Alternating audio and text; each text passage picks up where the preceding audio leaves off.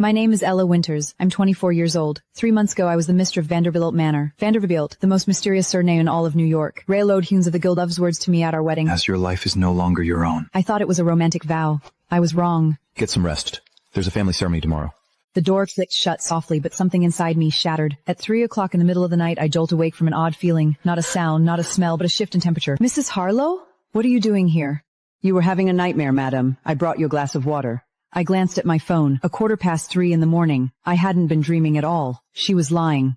Ella, his last fiancée, moved to Europe. Have you ever met her? I thought she was jealous back then. Now that thought crawled into my mind like an insect. Why would a night troll walk into my bedroom? Why stand so close? I roll over. The moon outside Underwood Manor is always wet from look bigger and colder than anywhere else. And every day after that, Mrs. Harlow would appear beside my bed in the dead of night. The time was never the same. 2 in the morning, 3. I pretended to be asleep, and every time I was feel her gaze face a damp hand. Once like one eye opened, just flip phone, not a smartphone, and an old, untraceable model. She's getting thinner. 1 more week. She hung up, glanced at me, and left. Cold sweat broke out all over my back. The next day, I stood in front of the mirror. Only 2 weeks of the marriage, and I'd lost 12 pounds. My wedding had been custom-made, and on the big day, it had needed pins to take it in. Now it hung off me like a sack. A friend texted me saying, "Honeymoon must be brutal, huh?" I sent back a smiley face, but my fingers were shaking. I felt groggy every single day. My appetite was gone entirely, and eating made me nauseous. The housekeeper said it was adjusting to the new environment. The doctor, the Vanderbilt's family physician, of course, said it was stress. Every night at dinner, personally served my soup, and she wouldn't leave until she'd watched me take the first sip. I didn't say anything. Tidy portions of my breakfast, egg, lunch, and dinner steak, sealed them in plastic bags, and hid them in a shoes, the very back of my closet. An old shoes I'd brought from home, not one provided by the manor. I needed to get them tested. Ella, if something ever feels wrong, come home.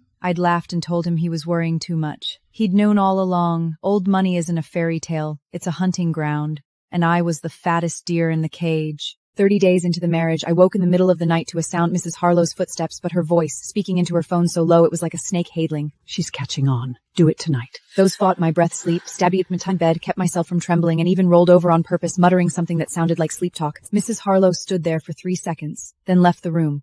I waited until the footsteps down the hallway had faded completely before I dared open my eyes. Outside the window, the moon was hidden behind clouds. Everything was pitch black. I had to run.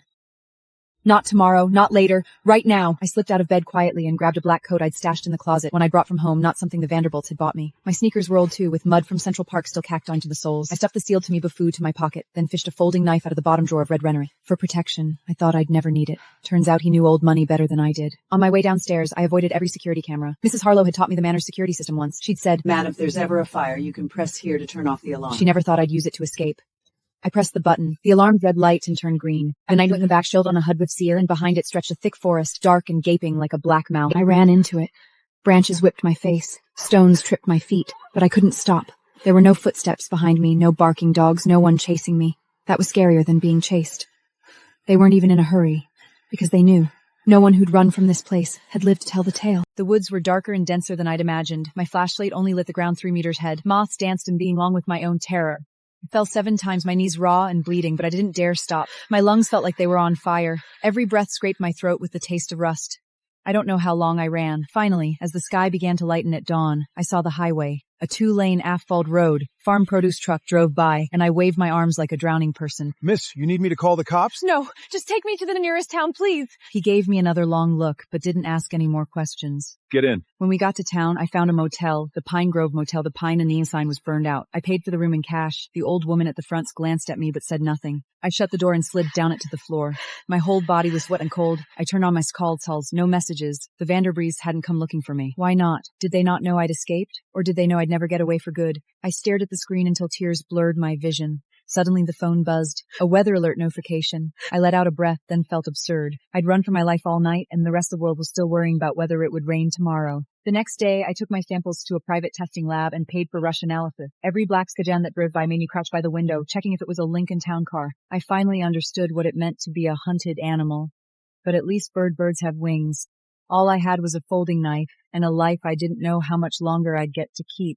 The test results came back. The fingertips hovered over the envelope for a few like I was touching a bomb. I tore it open. The conclusion was printed in bold black text on a single page. Vandismois low lays a slowly damaged mounted my liver and kidneys, all based on the dose. 4 to 6 steady use would cause flam. No gun knives, no struggle. Just at a bowl of every single day. Lintering's words over and over. Do it tonight. That night wasn't the start, it was the end. If I hadn't run, I'd be dead right now. It's like hit me all at once, steady well pocket. Some nights Rosamond's father instead of said, she said. Now a detail of a desperate drawer before I ran. It was a bride list. 5 women's names were on it, including mine. Next to my name, it said, at large. Next to the other 4, one name was crossed out entirely with a note in the margin. Resolved. That word turned my stomach. I ran to the bathroom, threw up, but nothing came up. I hadn't eaten quite in 2 days. I said to myself, Ella, you're not a bride anymore, you're a witness. The only one who's ever made it out alive. I hid out in that motel, too scared to use a credit card, too scared to make any call that could be traced. I bought a new payphone with cash, then typed each of the 5 mediums gouache. No news articles, no obituaries, no social media profiles. It was like they never existed at all. Vivian Cross, she'd been a moderate, a famous model, married into old money 5 years prior, then vanished 6 months later. Online, people said she'd moved back to Europe, or become a nun, or lost her mind. No photos, just one 5-year-old gossip piece headlined Super Mitter's name on a sticky note and stuck it to the headboard. On the 6th day, I used a payphone to call 3 investigation rooms, and this one picked up, heard the name Vanderbilt, and hung up immediately. Ma'am, that family is untouchable. Walk away and forget you ever heard the name. You have the wrong number. Walk away, forget them, just like all those brides, erased and forgotten to forget one. I tried outreaching to reporters at New York Coast, making 3 seconds, said the Vanderbilt said I had a fortune for paper for every year. You're barking up the wrong tree. I hung up, huddled inside the phone booth with my knees pulled to my chest. I had a photo of that bride list on my phone, 5 names, 4 endings. It hit me then. I wasn't the first, and I wouldn't be the last. They had an entire web, tight and unbreakable, and I was the only fish that had ever swum out of it. But how long can a fish survive out of water? I stared at the mildew on the motel ceiling, and by the time I counted the 70-second spot, my phone rang. Before that moment, said, Ellie Winters? How did you know I was looking for you? I've been monitoring the Vanderbilt family's networks. Someone searched my name, and the IP address traces right back to this Pine Grove motel. In all of New York, only one person would be desperate enough to do that. I saw the news about your escape. No, they didn't report it, but I have a source inside the police. They said a bride ran away, and the manor is in complete chaos, just like me. We agreed to meet at an abandoned gas station 3 towns away. I chose daytime, tucked a folding knife into my boot, arrived half an hour early, and hid in the trees across the street to watch. She carried no bag, no phone, nothing in her hands. Did you get the evidence? I handed her the test report and the photos of the bride list. She finished reading. Her hands were shaking, but her face showed no expression. These are not enough. What do we need? We need video or audio of Mrs. Harlow admitting to poisoning. We need Ella's financial records to prove he's using marriage for fraud, and we need testimony from other victims. They can afford the best lawyers in the country. You have to give them something they can't refute. I asked her how she knew all this so clearly. She smiled bitterly, her eyes looking out at the distant fields. Because I tried to call the police. They went to the Vanderbilt estate. Mrs. Harlow served them tea, and Alexander smiled and said she's mentally ill. After left, they locked me up for a month. Later, I climbed out of the basement window and lost 40 pounds. She rolled up her sleeve. There was a scar on the inside of her forearm, winding like a centipede. This is what's left when the needle broke off inside me when they gave me a sedative. I looked at the scar and said nothing. Sometimes silence is heavier than any words. It has everything I've collected over the years, plus a map of the manor's secret tunnels. That's how I got out back then. After I escaped, I worked as an assistant to a private investigator and how to dig up dirt, how to gather evidence. I've been investigating the Vanderbilts in all these years, not for revenge. I just wanted to know how many more there were like me. I also have a source, a maid who quit the manor. She worked the Vanderbilt for 15 years, knows all their secrets. She told me about the tunnels, about Mrs. Harlow's routine. Every week Mrs. Harlow goes to that little chapel behind the manor. No phone, no guard, just half an hour alone. Going to confession? Maybe confession, maybe something else. But it's the only place with no cameras. Why are you helping me? She was silent for a long time, so long I thought she would answer. Because of Rachel. The first one on your list, the one who died of illness. I induced her to them. My heart skipped a beat. I didn't know it would end like that. I thought it was just scam, marry them, steal a few million, get divorced. I had no idea they killed people. By the time I figured it out, she was already gone. The obituary said stepsis. I went to her funeral. The cask was closed. I asked if I could see her one last time. They said her body was too badly disfigured. I can't let her death be for nothing. That night, back at the motel, I spread the tunnel map out on my bed. The entrance was in an abandoned well behind the manor, running through the wine cellar and straight Mrs. Harlow's office. I stared at that red line on the map and didn't sleep a wink all night. The night wind in the Hudson Valley cut straight to the bone. I wore a Bless quarter had disguised as lipstick strapped to my wrist. Vivian drove me to the edge of the woods and turned off the headlight. Take you. She pointed ahead. Follow the crew 20 minutes and you'll see his house. It's an old pump station. The well is inside. I got out of the truck. Muddy leaves crunched softly under my shoes. The headlights went out behind me and the whole world went dark. I turned on my flashlight and picked my way forward. That 20-minute walk felt like a lifetime. I kept looking over my shoulder, convinced someone was following me. Half the roof caved in, and there was nothing but wind in the trees. The well was in the center of the room, covered by a rusted iron plate. Vivian had said there was a metal ladder under the plate leading down to the bottom, and a hidden door in the side wall that opened into the manor's wine cellar. It took all my strength to move the iron plate. The shriek of metal cut through the silence loud as a wounded animal. I shone my was rusted through. The well was drawn one rung with my foot. It wobbled, but didn't break. I took a deep breath and started climbing down. The bottom of the well was narrow, barely enough room to turn around. The air smelled like damp rust and rotting wood. I felt around the stone wall until my hand found an iron chain, the handle for the hidden door, just like Vivian said. I pulled harder and the slab fell open with a dull thud, revealing a low, camp tunnel. I hunched over and crawled inside. My knees scraped against loose rock. I held the flashlight between my teeth. After about 10 meters, light filtered down from above. A vent grate for the wine castle. I pushed the grate aside and dropped down. I landed on a stack of empty oak barrels. It was the Vandrel Manor wine cellar. I recognized the labels: Latour, Margay, Romanée Cantine. A single bottle of that stuff could keep a regular person afloat for 6 months. And I probably only had tonight. I hid behind a stack of barrels and turned on the signal hammer. It hummed softly. Every camera within 50 meters would go to static. Then I climbed the stairs up to the main floor. The hallway was empty, 2 in the morning, and the whole manor was asleep. At the end of the east wing was the door to Mrs. Harlow's office, with a keypad lock. I'd seen it in Vivian's files. The code was 0917, Alexander's mother's birthday. She'd been one of the vanished brides, too, just from an earlier generation, so old she didn't even make the list. I typed in the numbers. The light turned green. The door clicked open softly. Mrs. Harrow's office looked like an archive. The walls were lined with keys labeled East Wing, West Weinsenkeller. Stacks folders covered the desk. An old computer Cornet screen still on, showing all static where my jammers was working, of course. I put on gloves and started going through the drawers. First drawer, Saxon Tenel files. Families and trusts, offshore accounts, charitable foundations. Third drawer, locked. I picked the lock with a paperclip. Vivian had taught me the basics. I'd practiced for 2 straight days, cut my hand 3 times. Inside the drawer was a thick binder. The cover read, Bride Files. I opened it. 6 separate files, 1 for each woman. My name was on the first one. It had my full background check, cover details of my pre-credit agreement, and a handcake every drugs did my physical actions. 30 days of meticulous notes. Estimated complete date, November 15th. In red was the night Mrs. Harlow had said to tonight would have been the day I died of illness. The other files were similar, but some were already closed. Accidental fall 3 years prior. The file said she'd been mentally unstable and on long-term medication. Emily Parker died of illness 5 years prior, cause listed as multiple organ failure. I took in her photos of a single page with my phone. My hands shook, but I kept pressing the shutter. These pieces of paper were the only headstones they ever got. I was on the 3rd file when I heard footsteps outside the door. I quickly turned off my phone and squeezed under the desk.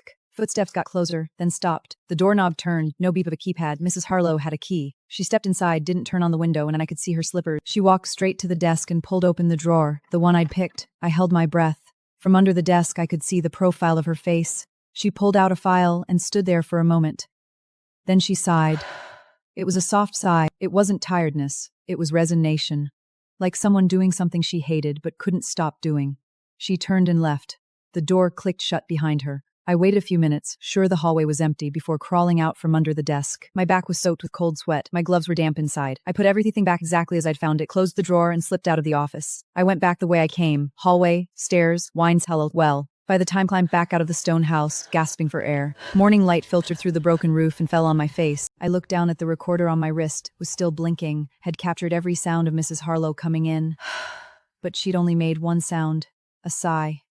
Would a sigh hold up as evidence? Not even close. I needed her to say the words out loud. I lay there I thought of Rachel's and Emily's wedding photo, the scar on Vivian's arm. I couldn't stop now. Back at Vivian's place, she looked at the photos I'd taken. Her hands clenched into fists. Ella, you almost ended up dead in that binder. No, I said. I almost became a name in that binder. She asked if I'd gotten any of Mrs. Harlow's conversations on tape. Just a sigh. She was quiet for a long time. We need her confession. She goes to that little chapel behind the manor every week. No cameras. We can bug the place. How do you know she goes there? I staked it out for 3 months. No set day. She goes randomly. We'll have to camp out and wait. For the next 3 weeks, Vivian and I took turns staking out the chapel from an abandoned farmhouse across the way. During the day, she watched through binoculars. At night, I monitored the bug. We survived on energy bars. On the 22nd night, sound finally came through the receiver. A car engine, a door opening, footsteps echoing on stone floors. Lord, I've killed another one. My heart seized. I didn't push Rachel, but I held the ladder. I didn't force the medicine on Emily, but I made the soup. I remember all their names. I know where all their bones are buried. Silent tears, but you could hear it in her breathing. Her shoulders ragged, braced, and broken like a machine falling apart. 10 minutes later, she stood up, dried her eyes, and left. I sat there staring at the receiver, my whole body trembling. Vivian wrapped her arms around me from behind. She was warm. Neither of us said a word. But I knew in that moment, we weren't fighting for ourselves anymore. We were speaking for all the women who never got to. The next day, Vivian put me in touch with the only lawyer she trusted, a retired federal prosecutor in Galtstein. Martin was in his 70s with a full head of white hair and eyes sharp as a scalpel. Hanging in his office was of him with Justice Ginsburg. He read through my evidence and said 10 full minutes. Do you have any idea how deep the Vanderbilts' connections run in New York? I know. Their legal team includes a former deputy attorney general. Their friends include sitting senators. They have enough money to buy a small country. Are you still willing to take this on? I looked him right in the eye.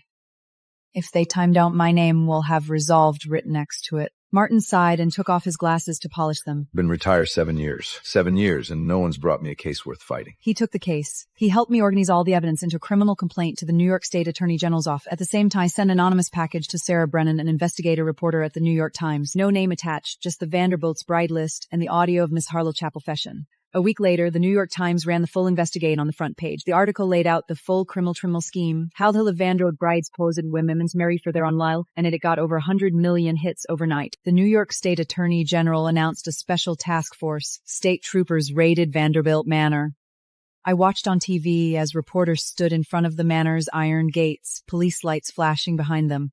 In that moment, I finally cried. Alexander Vanderbilt was arrested on 11 felony counts, including murder, conspiracy, and fraud. I saw footage her being led out of the manor, still in her black suit, hair perfectly coated, face as calm as if she were to a luncheon. Mrs. Harlow, do you have anything to say to the brides of the harmed? Hear that car door slam all the way from my motel room thousands of miles away. We're free. Not yet. Freedom is what they got. Our job is to make sure they get justice. The trial lasted 3 months. Alexander's legal team was formidable. 2 lawyers, all Ivy League, all in $3,000 suits. Mrs. Harlow claiming she'd acted alone and the family had no idea. I didn't push Rachel, but I held the ladder. The prosecution offers Mrs. Harlow a deal to testify as a state's witness. She said, I've spent my whole life taking orders. I'm done. He handed me a cup, went black. I woke up locked in the basement wine cellar. He said I was mentally unwell and needed rest, but really just waiting for the attention to die down. You had massive gambling debts, isn't that right? Yes. And Alexander Vanderbilt paid those debts off for you, correct? Yes. And in exchange, you introduced him to his next bride. Isn't that true? I sat there, cold all over. Vivian was kept on the stand for further testimony. She admitted she'd owed huge gambling debts, and Alexander had offered to pay them off if she introduced him to suitable brides. She said she had no idea he'd kill them. She thought it was just a marriage scam. By the time she realized people dying, she ran. The courtroom erupted in murmurs. Reporters typed furiously on their laptops. I sat there staring at Vivian's back. Her shoulders were slightly. My closest ally had been part of the scheme, and one of the women she'd introduced was Rachel. The trial dragged on in chaos. In the end, the prosecution ruled Vivian hadn't admitted a crime. Her involvement had ended before the murders happened, and she'd provided critical evidence to take the family down. But the news of her deal with Alexander broke to the public, and people were furious. When she left the courthouse, reporters swarmed her. Do you regret you did? She didn't answer. She just got in a taxi and left. I stood far back and watched her car disappear around the corner. Reporters swarmed me too. Ella, will you still work with Vivian? I said, no. They pressed me for why. I didn't answer. That night, Vivian sent me a text. Ella, I'm sorry. I stared at it for a long time and didn't reply. It wasn't that I couldn't forgive her. I just didn't know what to say. She'd helped me save who knows how many future brides, but she'd also been part of what got Rachel killed once at once. In the end, Alexander's lawyers used family ligish bride too, and his father had raised and see women as disposable tools. The jury heard all of it, but the verdict was still the same. Guilty on 2 counts of first-degree murder, guilty on 3 counts of conspiracy murder on all fraud charters. Sentidad sentenced to life in prison without the possibility of parole. When the verdict was read, Alexander didn't look at anyone. He just stared at the ceiling like he was counting the cracks. After the verdict, the bailiff led Alexander away. As he passed me, he suddenly turned his head to look at me. His lips moved like he was about to say something. But in the end, he just closed his eyes for a second and was led away. Outside, the sun was blinding. Reporters swarmed with microphones and cameras. Vivian wasn't there. She'd left early. Ella, you did something incredible. The brides who died are the ones who did something credible. I just survived. Back at my apartment, I shut the door and slid down it to the floor. I'd won. But winning didn't feel like joy. It felt like empty space. Those women weren't coming back, no matter the verdict. Rachel's mother would still grieve. Emily's little sister would still remember her in her wedding dress. And I would never forget that shadow over my bed at 3 in no one. Curtains always drawn, food left at the door. Vivian called over and over. I never answered. I wasn't angry at her. I was angry at the whole world. Why did they die and I got to live? Why was I supposed to feel grateful for surviving? My therapist told me later it was called survivor's guilt.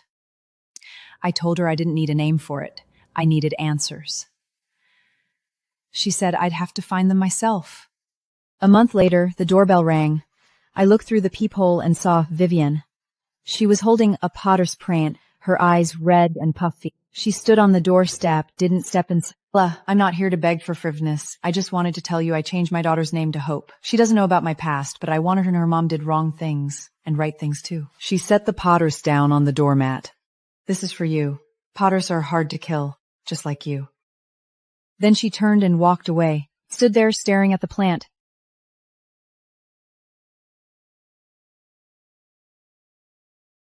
And suddenly I thought, maybe just being alive is meaning enough.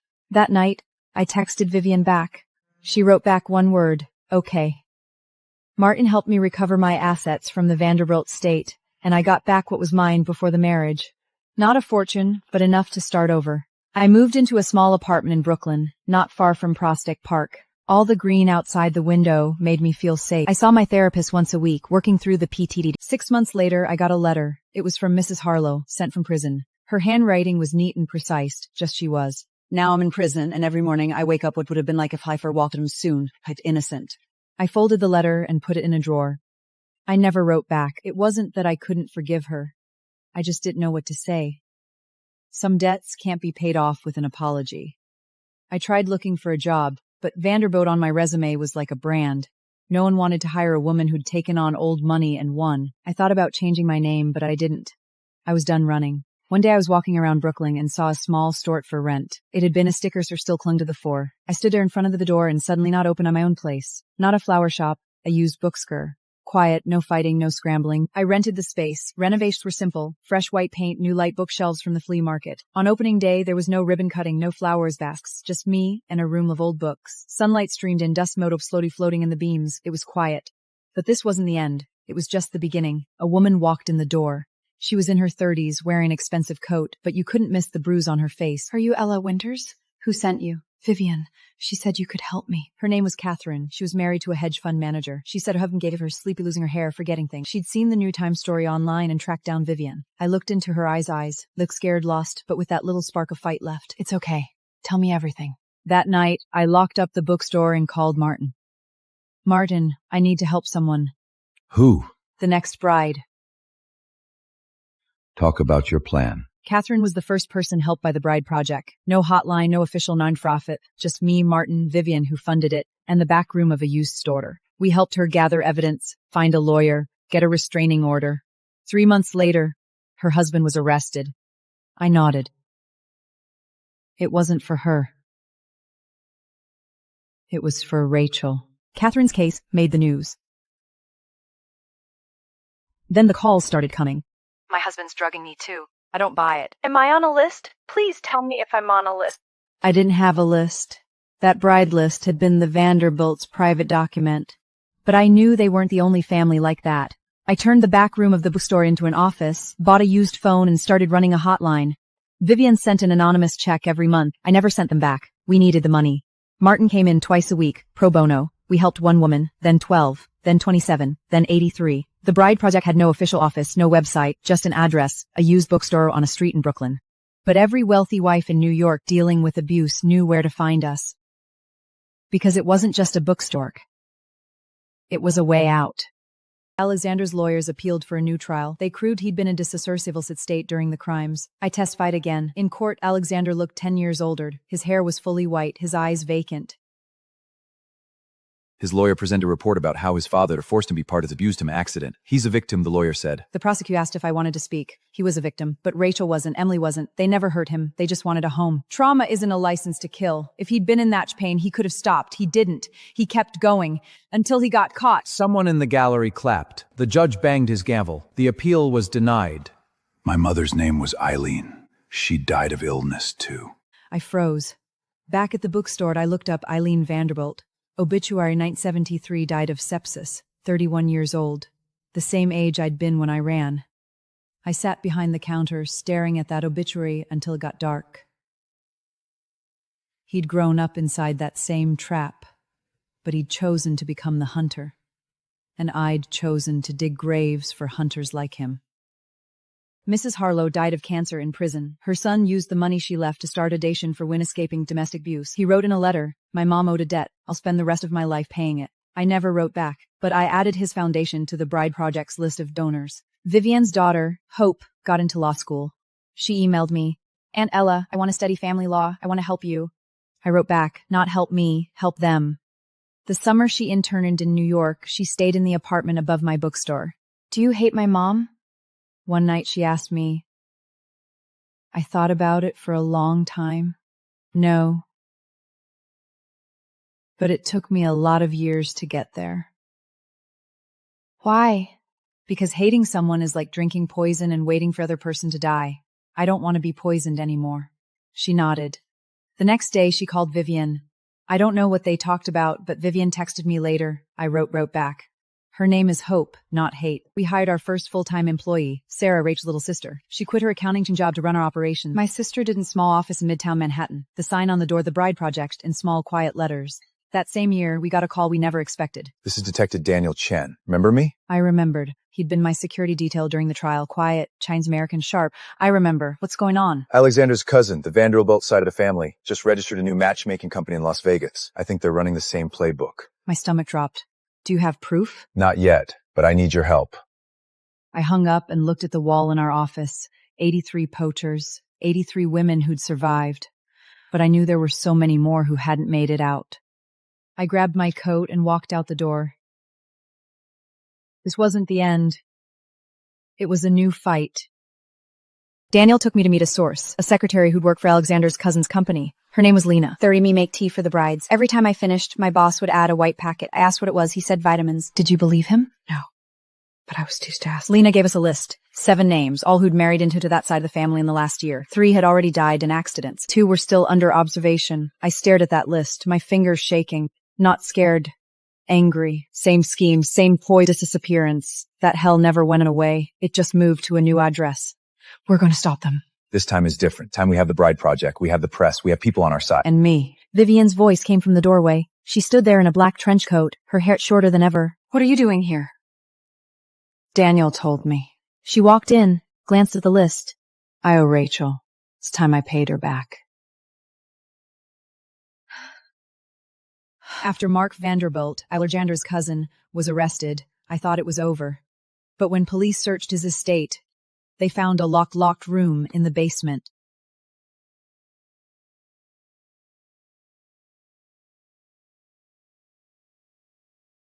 No bride files inside, no poison. Just a wall covered in photos of me. From the day I ran out of the woods, to opening the bookstore, to running the hotline, to testifying in court, every single one clear as day. The most recent were from the week before. Someone had been watching me for decades. Detective Daniel Chan looked at the photos, his face grim. Mark didn't take these. He only got out of prison 3 years ago. These span way too long. Harlow. I stared at the surveillance log in the corner. The last page had a name scrolled on it. H. Harlow. Mrs. Harlow, she was dead.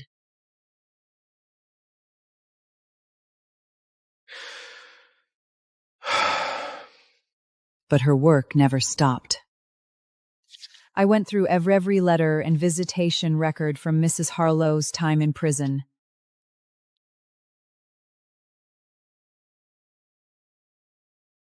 A few months before she died, a man had visited, signed in as John Smith. But in the security footage, he was wearing a 3-piece suit with the Vanderbilt family signet ring on his finger. I sent the screenshot to Sarah at the New York Times. She dug into it for days. And when she called back, her voice was shaking. That's Philip Vanderdolk. Alexander's uncle. He moved to Switzerland decades ago. Everyone thought he was dead. He's not dead. He runs an offshore company in Geneva. He provides marriage management services for wealthy families all over the world. Marriage management.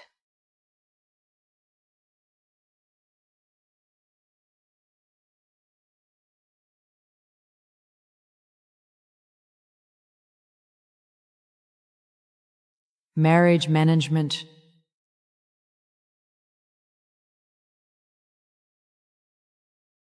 Philip was far smarter than his nephews. He never showed his face.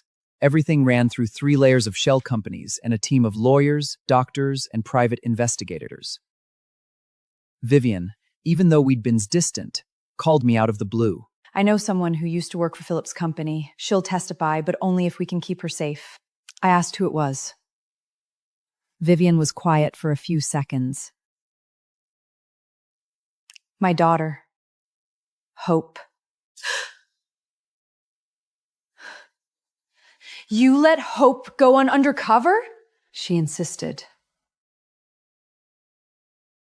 Said her grandma owed a debt, and she wanted to pay it back. I hung up and called Hope right away. You're insane! Maybe. But I don't want my mom and grandma to carry that guilt forever. Hope's voice steady. And I realized this girl was braver than me. Hope got a job at Philip's company as a financial analyst. She stayed in Geneva for months, sending me encrypted messages every week. One day, she sent over a file, Philip's client list, 17 names from 6 countries, all wealthy ears. Next to every name, a bride status. My name was on there too. Status, processed, survived, under surveillance. I stared at it for a long time. Then I noticed the last name, Grace McCormick. Status, at large, unresolved. Grace, another survivor just like me. And she was still alive. He ran her through federal databases and found she'd changed her name years ago and moved to a retirement community in Florida. I flew down overnight. Grace was old now, in a wheelchair, but her eyes were still sharp as knives. She looked at my ID and was quiet for a long time. I've been waiting for you. You knew I was looking for you? I knew you were fighting. I keep scraps every article about you. She opened her nightstand and it was full of neatly stacked clippings about the Bride Project, hundreds of them. Why didn't you ever come forward? She looked down. I was scared. When I ran, they killed my dog, left a note. My mom's gone now, but I'm still scared. Grace gave me a handwritten list. She'd stolen it from Philip's office decades ago. 12 names on it, 7 I'd never heard of. What happened to them? Grace stared out the window. Dead. All of them. I was the only one who got out. It felt like someone had punched me in the stomach. 12 brides, only 2 survived. Me and Grace. And Philip was still in Switzerland drinking wine, running his marriage management business. That night, I sat on my hotel bed staring at the list. A thought crept in like a snake. If I hadn't run, my name would be on that paper too. Crossed out. Marked. Resolved. I decided we weren't just going to help survivors anymore. We were going to put Philip Vanderdolk on trial. He's in Switzerland. We don't have an extradition treat for this. Martin, old now, very old, adjusted his glasses. Then we'll make him come to us. A sting. We set a trap.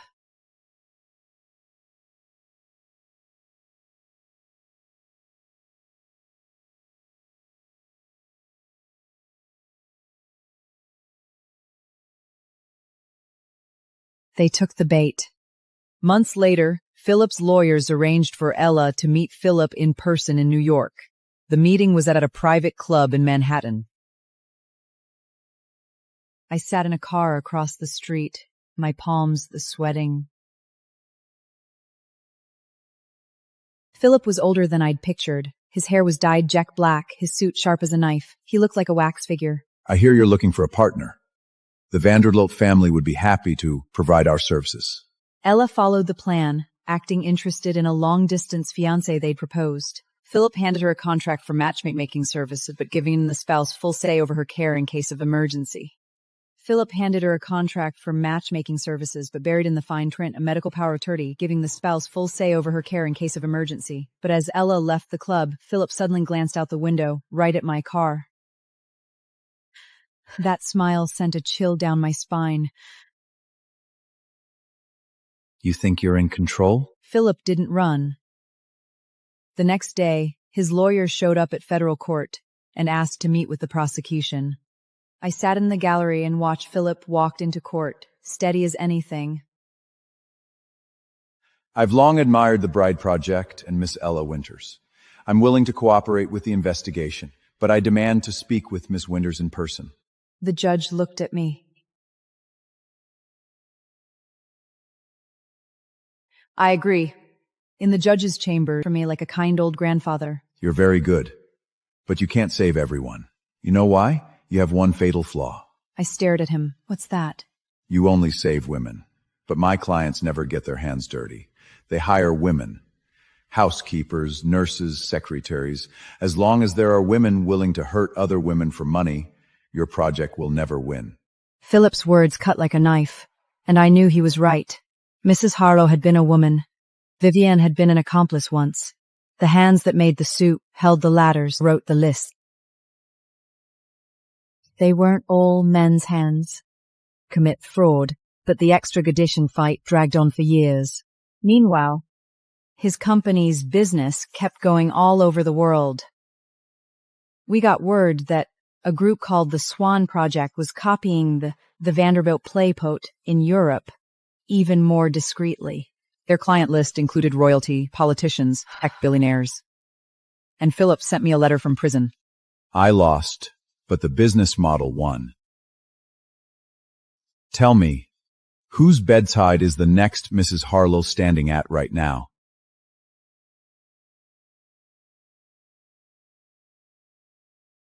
I folded the letter and put it in my pocket. Ella, there's a weird case. A man called, said his sister married to a British aristocratic family. Sleeping loon all the time, says the housekeeper brings her tea every night. My blood went cold. Not the Vanderbilts, a copycat. Interpol won't open a case. Then we'll find the evidence. Hope and I, Vivian's granddaughter, flew to London. We posed as reporters from a gardening magazine and got out inside the estate. The garden is beautiful. But the housekeeper had the exact same look in her eyes that Mrs. Harlan had had all those years ago. The same tea, the same butler, the same routine, completely copied across the sea. We spent weeks gathering evidence inside that estate. Hope learned every trick Vivian had taught me, picking locks, planting bugs, avoiding cameras. One night she snuck into the housekeeper of their bride list. It was the exact same spreadsheet to the Vanderbilts, just with a different letterhead. The Swan Project. We brought the evidence to Scotland Yard. They arrested the housekeeper and the lord of the manor. But the aristocrat skipped bail and fled to a country with no extradition treaty. We saved his wife, a woman named Emily. She cried and held on to me. I thought I was the only one. You're not alone. You never will be. Back in New York, I got word that Philip had died in prison. His lawyer said his last words were, "Tell Ella Winters the game isn't over."